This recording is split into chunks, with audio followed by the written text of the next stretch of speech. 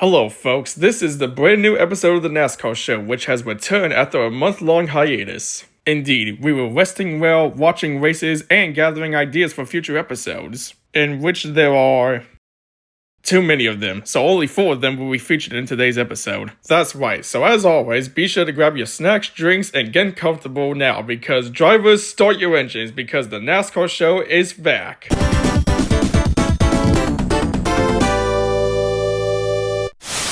Guys, this race is so boring. We need to do something about this. What should we do? Maybe we should just let the race go on. I agree. Or why not just launch full-screen commercials like last time? Are you freaking insane? NASCAR fans have been starting to hate that over the years. And if we do that, the new CEO will tear us into pieces. Well, I think it's a good idea, but just this once, and hopefully no one will notice. Alright, but don't come crying like a whiny baby if this gets exposed. Alright, which one of you idiots thought it was a good idea to launch a full-screen commercial during the Jack Links 500? It was the editor. He thought the first stage wasn't entertaining enough. What? Oh, that's it. Get over here, you imbecile. You're coming with me. Hey, what can I say? The race was getting boring. I'll show you boring, but the fans don't want to watch them just going around in circles. Well, still, it's entertaining. Now do you all know why it was a bad idea? Yeah, I guess. At least after our half of the season, it would get a complete overhaul. Yep. Hello folks, this is NASCAR driver Mark Martin, and in this segment, I'm going to be ranking my top 10 Talladega Big Ones. And starting off at number 10, we got the 2010 Talladega Big One with Allmendinger's flip. I mean, the announcers claimed to be a big one, but to me, it didn't really feel like a big one since there was not a whole lot of cars involved. There were some cars involved, and it was mainly just Allmendinger flipping in the air. And then at number 9, we got the 2009 Fall Talladega Big One. And the reason is because I was actually involved in that wreck, and that just felt violent. Ended up getting in the air for a bit, but thankfully I was able to get out of that car. At number 8, we got the 2008 Nationwide Series race when Kevin LePage basically wrecked the entire field. This dude was basically coming out of the pits and he was blending up as a pack of cars was coming up behind him. And what a stupid move that was because his spotter did not tell him that the pack was coming up behind him. Thankfully, NASCAR has set rules for that ever since. At number 7, we got the 2017 Xfinity Spring race at Dega. The reason why I ranked it here is because the big one happened so early on in the race and it was before the end of the first stage. If you want to have a true big one, it needs to be in the middle or towards the end of the race and not so early on. And at number 6, we got the 2012 Talladega Fall race. The wreck started towards the front of the pack and Tony Stewart went flipping. He had a vicious hit, and I was quite concerned for him. Thankfully, he was okay after that wreck and was able to get out of the car. At number 5, we have the most recent race, which was the 2026 Spring Talladega race. Again, another wreck that happened towards the front, but this time it was because of a bad push from Ross Chastain that basically sent Bubba Wallace into the wall and it triggered a massive pileup. After that wreck, there was a bunch of torn up and beat up race cars and there was not a whole lot of races to contend for the win left.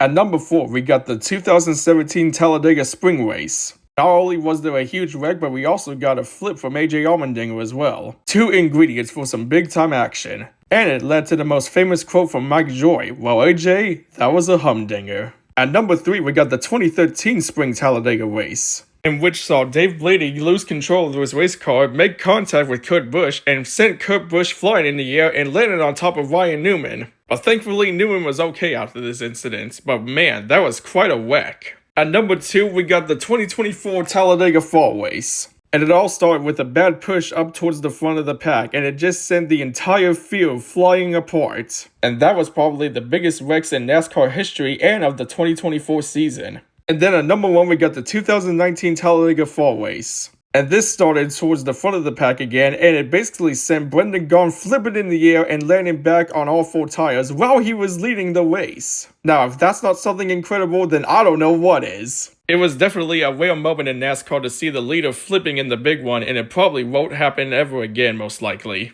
So that is my top 10 Talladega Big Ones. Hopefully you all enjoyed my ranking list, but for now, this has been the top 10s with Mark Martin. See you all next time. NASCAR 25 has dropped their prices for all platforms. Interesting. Wait, iRacing Studios is cutting down their prices for NASCAR 25? Correct, Turbo. Before it costed $60, but now it only costs $50. Wait, a cut down of just $10 for a base game? That's right. That looks weird. I mean, Dale Jr. is already looking for soundtracks to put in NASCAR 26. which seems a bit too early if you ask me, and besides, we don't have anything about the IndyCar game yet. What do you mean by that? Doesn't it seem a bit too early for NASCAR 26 when we need information about the new IndyCar 26 game? Huh, yeah, I suppose you're right, and where is the Formula 1 25 DLC? Wrong gaming series, dude. Oh, sorry, my bad. Okay, now where did we leave off? Oh yes, we shall wait for an announcement since it's too early for it. That's right, it's too early and we don't want to rush too quickly with it. Besides, it's the end of April, and we need to take time and wait until it's done. Correct you are.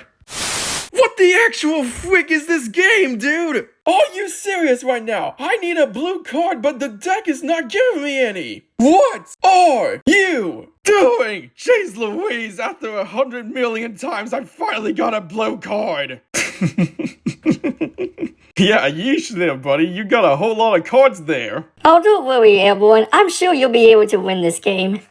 Yeah, try not to lose hope there, buddy. I'm sure everything will turn out fine. I hope so, because I must win this game! Well, I hate to do this to everybody, especially Airborne, but everyone dropped 4 and the color is blue. Are you freaking kidding me right now? I just spent decades trying to get a blue card and that was the only one that I had! Now I'm back to where I started! Sorry, Airborne, but I had no other choice. A few moments later. Well, I've won this round of Uno. Good game, guys. Yeah, good game, Hendrik fan. I could have easily won this round if Hendrik fan didn't lay down that draw 4 card and make the color card blue. Especially after the fact that I just got a blue card after I spent decades trying to find one through the deck. Take it easy, Airborne, it's just a game. Yeah, besides, you'll do better in the next one. Yeah, I guess you guys are right. I guess I did overreact a bit. Sorry, everyone. You're all good, dude. And besides, it was quite funny how you were reacting. Yeah, I suppose my reactions were pretty funny. I should probably be less obsessive with wanting to win games. Yeah, it's all good, lad. Playing games will cause you to have a competitive spirit, especially if that game is Uno. And that's what it would be like if NASCAR Multiverse leaders played Uno.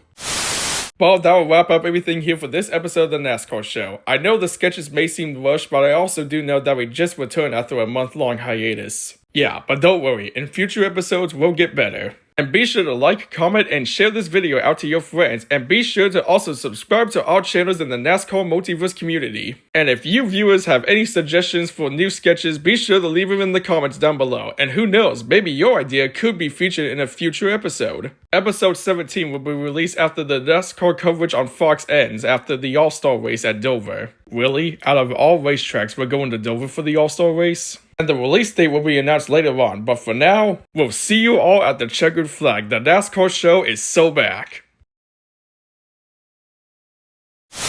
Yeah, guys, we finally won! My voice changed! First and foremost, I want to say this. You Michael Roots, Jesus turned one fish into multiple fishes. I just turned 131 race starts into one fish. Hi! All I can say is, what took so long? Out of the way, grandfather. I'm getting drunk on chocolate milk tonight. Where's my chocolate milk? Hey, ho, hey, ho, hey, ho. My life is over.